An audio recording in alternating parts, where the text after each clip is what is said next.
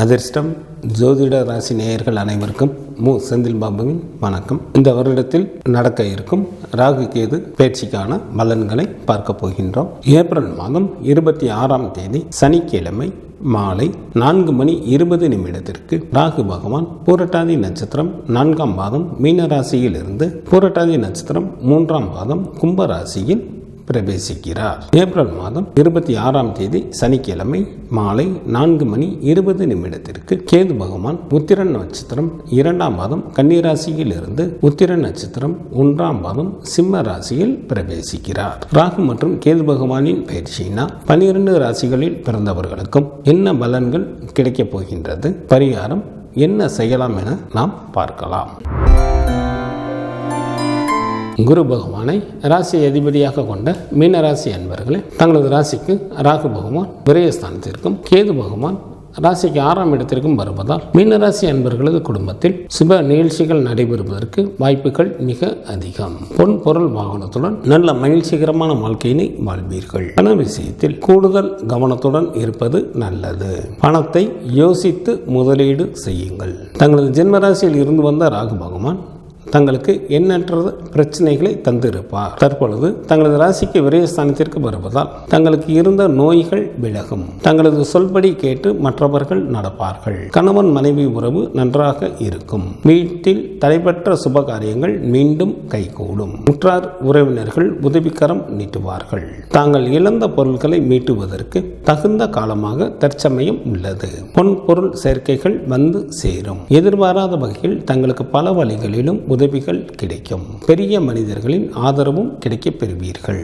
மனைவியின் சொல்லிற்கு முக்கியத்துவம் கொடுங்கள். வெளிநாட்டு வேலைக்கு முயற்சி செய்யும் அன்பர்களுக்கு வெளிநாட்டு வேலைவாய்ப்பு அமையும்.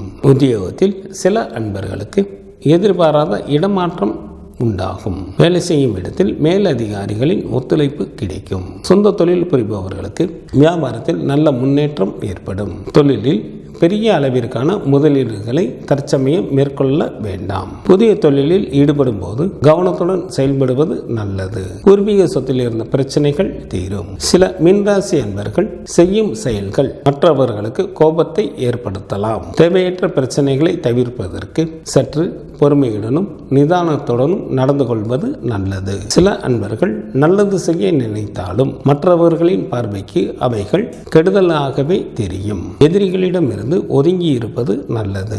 மாணவர்களுக்கு படிப்பில் இருந்த மந்தத்தன்மை படிப்படியாக குறையும். வெளியூர் சென்று படிப்பதற்கான வாய்ப்புகள் சில அன்பர்களுக்கு சாதகமாக இருக்கும். நண்பர்களின் ஒத்துழைப்பு மற்றும் ஆதரவால் சிறந்து விளங்குவீர்கள். பெண்கள் விஷயத்தில் எச்சரிக்கையுடன் செயல்படுவது நல்லது. இல்லையெனில் தேவையில்லாத மன உளைச்சலுக்கு ஆளாக நேரிடும். இந்த ராகு கேது பயிற்சியினால் மீனராசி என்பர்கள் நற்பலன்களை அனுபவிக்க இயலும். வியாழக்கிழமை தட்சிணாமூர்த்தி வழிபாடு தங்களுக்கு உள்ள தடைகள் அனைத்தையும் விலக செய்யும். தங்களது ராசிக்கு விரயஸ்தானத்தில் ராகு பகவானும் ராசிக்கு 6ஆம் இடத்தில் கேது பகவானும் சஞ்சரிப்பதால் திங்கட்கிழமை என்று சிவபெருமான் கோயிலுக்கு செல்வது மிகவும் நல்லது. வெள்ளிக்கிழமை என்று ராகு காலத்தில் பத்ரகாளி அல்லது துர்க்கை அம்மனுக்கு எலுமிச்சம்பழத்தில் விளக்கேற்றி அம்மனையும் காலபைரவரையும் வழிபாடு செய்வது நல்லது.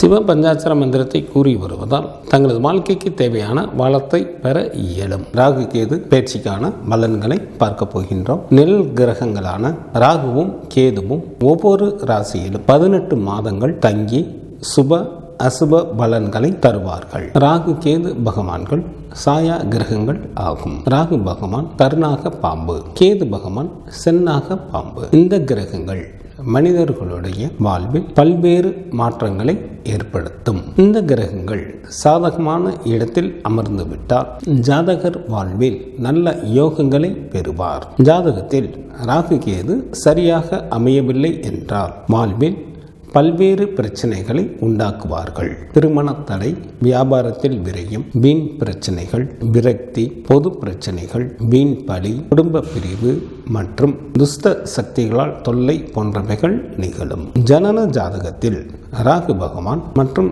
கேது பகவானுக்கு 3, 6, 11 ஆகிய இடங்கள் நல்ல பலன்களை தரக்கூடிய பாவங்கள் ஆகும். ராகு மற்றும் கேது பகவானுக்கு 3, 7 மற்றும் 11 என பார்வைகள் விசேஷமானது. ஜாதகத்தில் ராகு கேது பகவான்கள் மேசம், ரிஷபம், கடகம், கன்னி, மகரம் ஆகிய வீடுகளில் இருந்தால் நல்ல வலுவான யோகம் உண்டு என சாஸ்திர நூல்களில் கூறப்பட்டு உள்ளது. ஒருவருடைய ஜாதகத்தில் லக்னம் 2, 7 மற்றும் 8ஆம் வீடுகளில் ராகு அல்லது கேது பகவான் இருந்தால் அந்த ஜாதகருக்கு ராகு கேது தோஷம் உண்டு. இந்த அமைப்பில் எந்த ஒரு ஜாதகர் பிறந்து உள்ளாரோ அதே போன்ற அமைப்பினை கொண்ட ஜாதகத்தை வரனாக அமைத்தால் மிகவும் நல்லது. அமாவாசை தினத்தன்று ராகுவின் கதிர்கள் அதிகமாக பூமியில் வந்து விழும். நம்முடைய மூதாதையர்களும் ராகு பகவானைத்தான் குறிக்கும். அதனால்தான் நம்முடைய மூதாதையர்களுக்கு அமாவாசையில் திதி கொடுக்கின்றோம். அவ்வாறு திதி கொடுப்பதன் மூலமாக நம்முடைய மூதாதையர்களின் ஆசீர்வாதம் நமக்கு கிடைக்கும். இதனால் நமக்கு பாதுகாப்பு அதிகரிக்கும். ராகு பகவான் தீராத ஆசையை உண்டு பண்ணுவார். கேது பகவான் தீராத கடமையை உண்டு பண்ணுவார். ஒருவரது ஜாதகத்தில் அமர்ந்துள்ள ராகு பகவான் போன ஜென்மத்தில் நமக்கு உள்ள தீராத ஆசையை எடுத்து காட்டுவார். கேது பகவான் போன ஜென்மத்தில் நமது நிறைவேறாத கடமையை எடுத்து காட்டுவார். போன ஜென்மத்தில் நாம் செய்த செயல்கள் அனைத்தையும் மூட்டையாக கட்டிக்கொண்டு கேது பகவான் கொண்டு வருவார். ராகு பகவான் அதனை பிரித்து அதற்கு ஏற்ற பலன்களை வழங்குவார். ராகு பகவானுக்கு ஒரு விஷயம் வேண்டுமென்றால்